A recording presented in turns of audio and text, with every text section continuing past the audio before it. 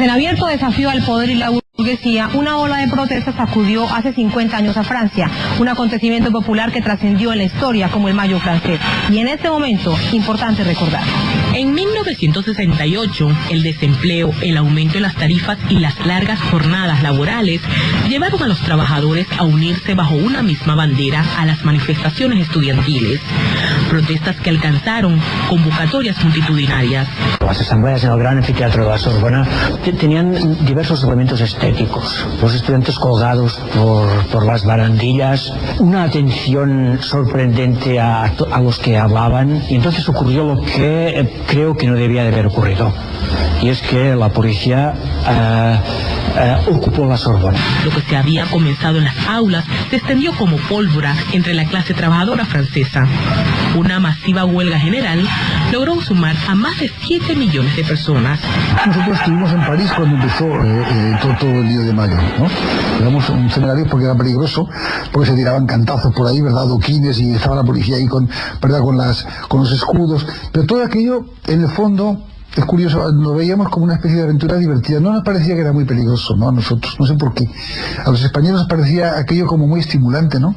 Casi como una especie de revolución, algo que deseábamos que sucediera en nuestro país, ¿no? No todas las demandas fueron alcanzadas, pero la clase trabajadora francesa logró moralizar al movimiento obrero internacional y renovar sus banderas de lucha. Se produce el final de una época.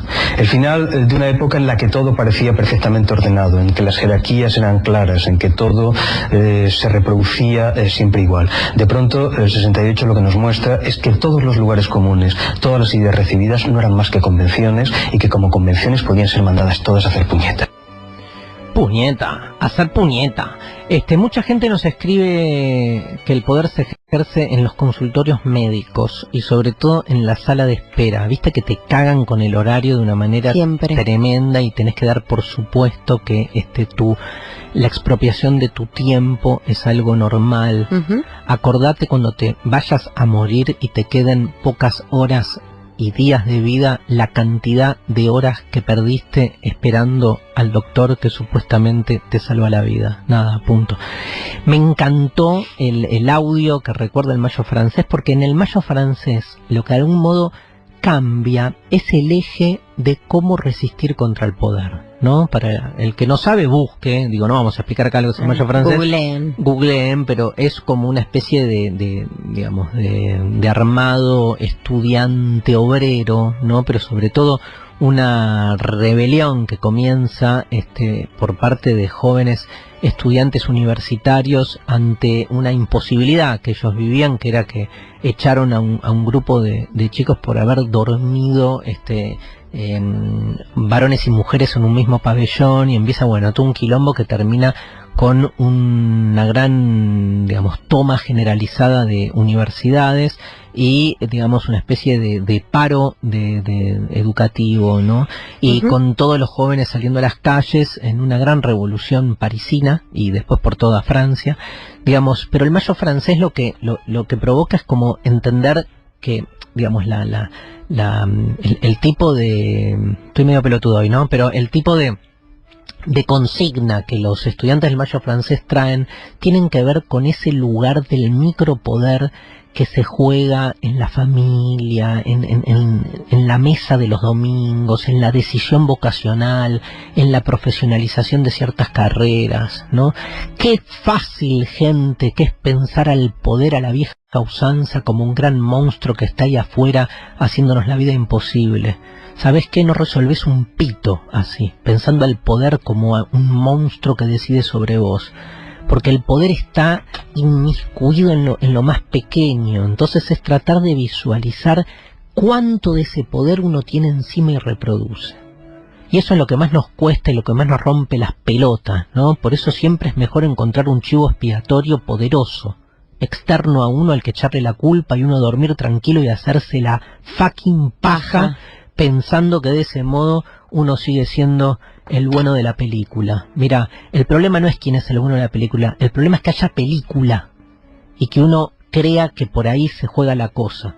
Vamos, Mariana Menogén, Lali, vamos a escuchar a Paul B. Preciado. Nada, a ver, si hay alguien que está pensando al poder desde otro lugar, ¿sí? Con estos conceptos geniales. Acá la vamos a escuchar a Preciado hablar de la sociedad farmacopornográfica, digamos, haciendo ese punto de mezcla genial entre filosofía de género, deconstrucción y pensamiento, digamos, Foucaultiano sobre el poder y el derecho. Es Preciado. Escuchamos a Preciado esto es una mesa redonda. A ver, escuchamos. Cada instrumento de control es al mismo tiempo una potencialidad subversiva, ¿no? O de distorsión de los mecanismos de control y de poder, ¿no? Por lo tanto, es decir, quizá las formas de control hoy sean más sofisticadas, pero nuestras posibilidades de pervertir, subvertir esas formas de poder también lo son, ¿no? Por eso yo no querría no querría tener esa especie de lectura, digamos, tremendamente paranoica y que diría, no, ya está claro, ¿no? Con el poder farmacopornográfico ya no podemos, ahí que ya calmados aquí todos y ya con esto, ¿no? No, es lo contrario, es decir, es cómo vamos a imaginar la acción política desde un poder que tiene que ver con nuestro propio placer, nuestra propia identidad, que genera formas de representación que ya no son únicamente discursivas, sino que son corporales, que pasan por el cuerpo, ¿no? Fíjense, solo esta línea, ¿no? ¿Cómo vamos a imaginar la acción política desde un poder que tiene que ver con nuestro propio placer, ¿no? Digo, si uno empieza a deconstruir el poder y lo encuentra ya así como en la constitución misma de nuestro propio placer personal, es como que decís, se me cae todo, ¿no? Porque es realmente un movimiento hipersubversivo el que hay que hacer para salirse de lo que uno, digamos, cree hasta ese momento que es algo natural. Por eso no es casual que Foucault hable del poder en un libro llamado Historia de la Sexualidad, porque entiende que el lugar donde más asentado y arraigado está el ejercicio del poder, el efecto del poder es en el deseo, en lo que uno cree que es un deseo propio, que es un deseo personal. Loco, o sea, está mal, o sea, estamos atravesados por estructuras que nos constituyen y nos condicionan, y esas estructuras además constituyen nuestra subjetividad, lo que uno cree que es el dominio de sí mismo. Nada, nos cagan la vida. ¿Qué? Nos cagan la vida. ¿Habrá vida, digamos así, en términos abstractos? ¿De qué se tratará? Hablando de, bueno, un lugar donde se juega el poder es en la delimitación de lo sano y lo enfermo, ¿no? Claramente. Por algo Foucault, sus primeros libros, Historia de la clínica, habla Historia de la locura, terminó El nacimiento de la clínica. Libros donde en El nacimiento de la clínica trabaja Foucault el binomio lo sano y lo enfermo, y vamos a escuchar una histórica editorial de un periodista argentino llamado Nelson Castro, hablando sobre la candidata a vicepresidenta para el mes de octubre, Cristina Fernández, y hablando de su supuesto síndrome de hibris. Esto es El Juego Limpio, TN, 15 de agosto del 2013. Para los que somos médicos no hace falta saberlo. Con verla y escucharla nos damos cuenta. Necesita usted recuperar la calma y el equilibrio frente a la adversidad. Es difícil, señora presidenta, sobre todo cuando alguien padece, como es su caso, el síndrome de hubris. El síndrome de hubris es una enfermedad del poder, señora presidenta, que usted está padeciendo. ¿Qué es el síndrome de hubris? Es una entidad médica política, que describe las características del hombre y la mujer del poder, que siente que es único en la historia, que siente que la historia lo está o la está mirando, piensa que es el centro casi del universo. Por lo menos dice categoría médico-política, ¿no? Tira ahí, porque, bueno, ¿querés defenestrar a alguien? Enfermalo. Entonces, en la medida en que construyas categorías epistemológicas que justifican que la conducta de alguien es una conducta enferma, digo, en nuestra sociedad el binomio sano-enfermo tiene una fuerza inaudita. Digo, a un líder enfermo se lo encierra, se lo saca del lugar en el que ocupa.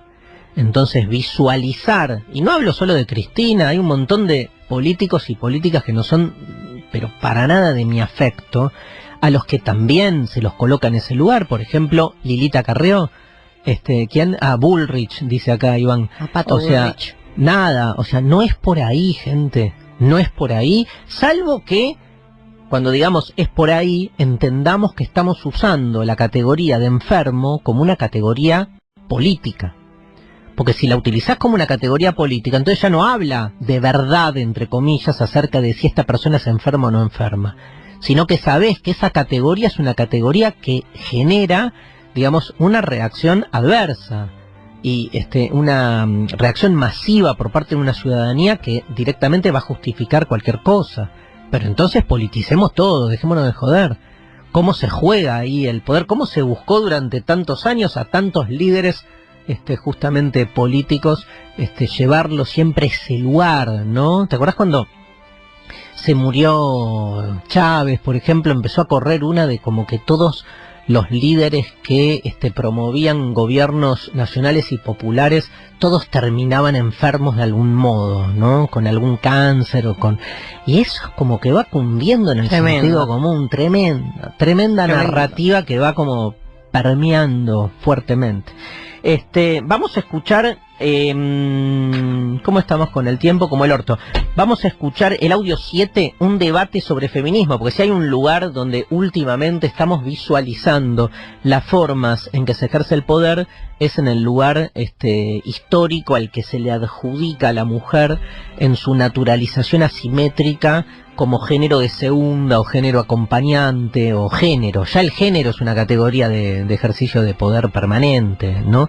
Pero este es un lindo debate que se da entre compañeras que trabajan acá en esta casa hermosa, más Flor Freijó, que participó de diferentes programas, Malena Pichot, Señorita Bimbo y Julita Mengolini en el programa Intrusos, conducido por Jorge Rial en febrero del 2018. Escuchamos algunas de sus definiciones.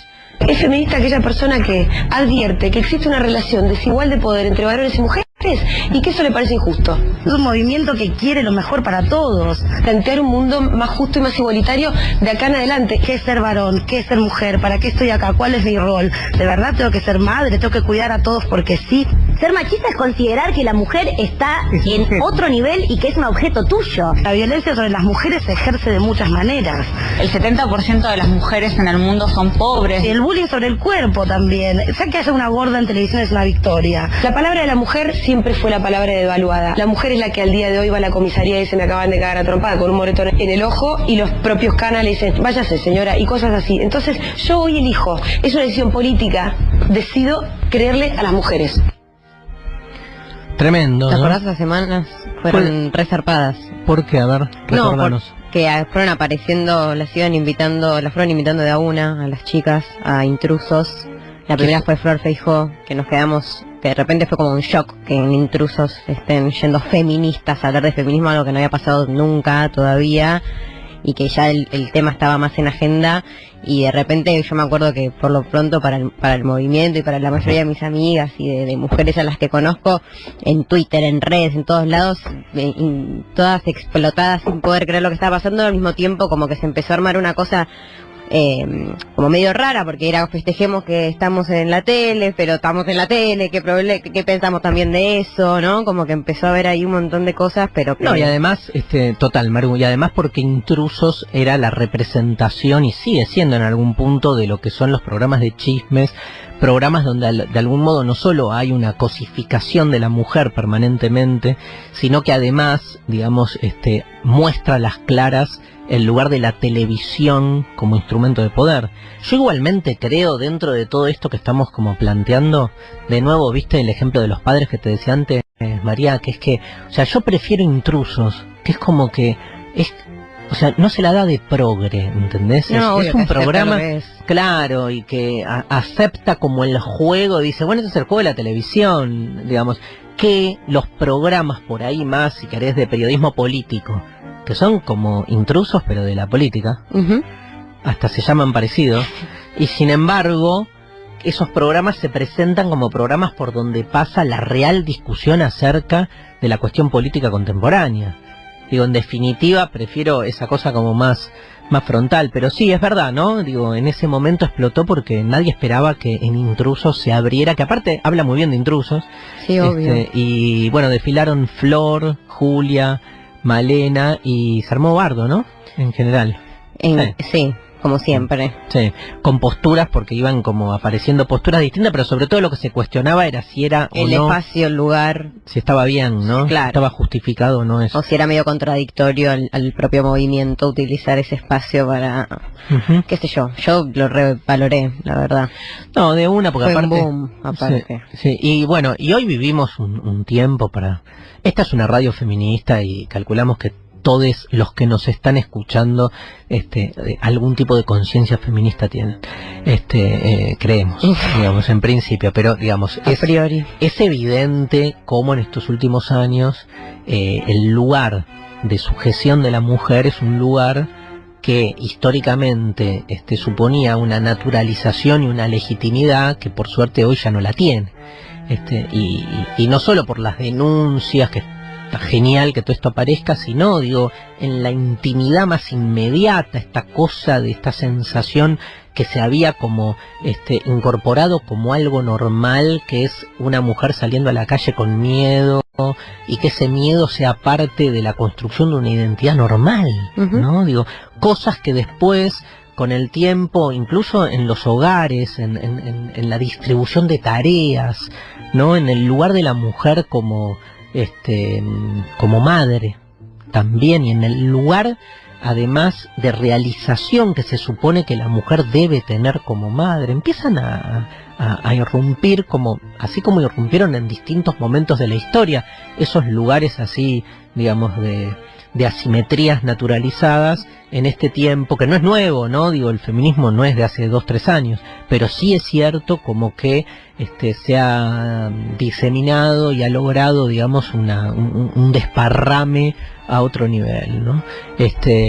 Y también, tampoco es casual que ahí se juegue, así como decíamos que con Foucault, que en el deseo y en la sexualidad se entrevé bien el lugar del poder, es cierto que hoy, en la deconstrucción de la identidad sexual, digamos, comienza algo mucho más profundo, que es la deconstrucción de la identidad toda, y entender cómo la identidad tiene que ver con el poder.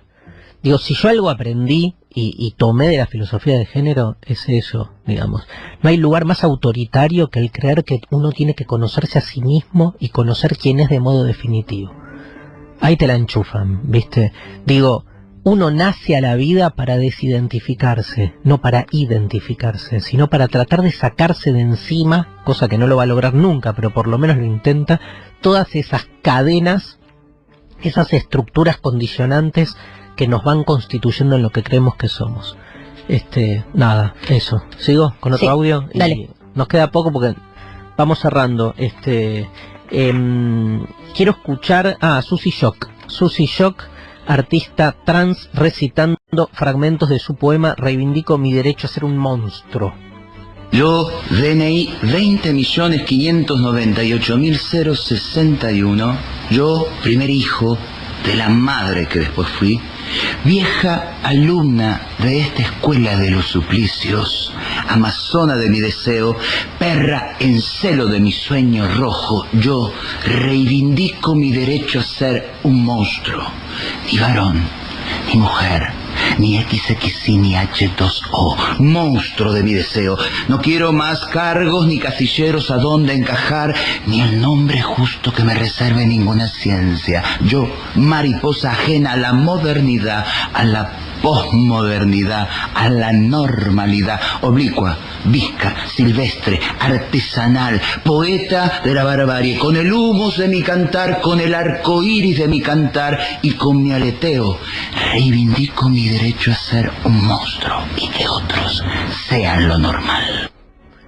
Que otros sean lo normal, esos otros son el todo, ¿no? Los que determinan esa línea que separa lo normal de lo anormal, lo monstruoso de lo sano, ¿no? Porque aparte lo monstruoso es una figura, digamos, muy fuerte en la narrativa social, que es casi lindante con el exterminio. Digo, a los monstruos se los mata básicamente, ¿no? Porque no entran en el orden de lo real, ¿no? Entonces, de nuevo, no solo a quien hay que someterse lo enferma, sino que también se lo monstrifica, se lo coloca en ese lugar, digamos, que justifica después su exclusión. Por eso, al mismo tiempo, como dice muy bien Preciado en el Manifiesto Contrasexual, es en esos lugares en los que históricamente se generan las sujeciones de los que después, digamos, todos los colectivos excluidos,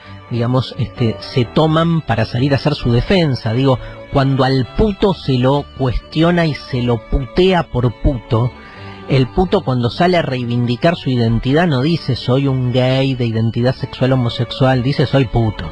Flor de puto. Flor de puto, y toma la misma forma en la que el poder intenta denostarlo y la revierte, dando una batalla en la batalla semántica, no en la batalla propia de los significantes, de las palabras, que es donde se juegan en general las grandes batallas políticas. Vamos a escuchar, nos vamos ya, sí, porque no tenemos tiempo. Vamos a terminar escuchando el modo en que el poder decide seguir fomentando una educación elitista y para pocos, y por eso vamos a escuchar a nuestro pedagogo favorito, el profesor, maestro y doctor en ciencias de la educación, Juan Carlos Estrasnoy, dando clases y dialogando con los jóvenes cool de nuestro tiempo. Quisiera hablarles de lo preocupado que estamos. ¿Por qué? Por lo mal que hablan nuestros jóvenes en estos días. Hola, ¿cómo te va? Todo liso, todo liso. Liso. Sí, todo liso. Bueno, podría decirse que estos modismos forman parte de la creación de una identidad generacional, pero aún así no son correctos. Si yo de golpe te muestro esto, ¿vos qué decís? Loco, pinté una fresca. No, no se dice así, se dice caramba, una cerveza. Y sí, una fresca, una cheve, una birra, una chicha. Chicha. Sí, una chicha. Sos muy pelotudo, ¿sabes? Uy. Este es otro ejemplo de aberración en el habla. ¿Te gusta esta oficina? Es muy cool, muy pro. ¿Cómo? Claro, es muy pro. Muy pro. Con los deditos de nuevo. Cuidado, con los deditos de nuevo. Ay. Si tenés que descartar algo, dejarlo afuera. ¿Cómo le decís a eso? Está out. Como el béisbol. Out, fuera de juego. Out, claro. Béisbol, mira. ¿Pero qué te pasa, man? Por eso hoy nosotros queremos reeducar para que nuestros jóvenes se expresen correctamente. ¡Hijo de puta! ¡Hijo de puta! ¡Hijo de puta! ¡Te mato! ¡Habla bien, Sorete! ¡Habla bien, Sorete! ¡Corre! Mi nombre es Juan Estrasnoy. Muchas gracias. Gracias a Juan Estrasnoy, y siga ejerciendo su pedagogía emancipatoria mientras vamos a escuchar al Indio Solari.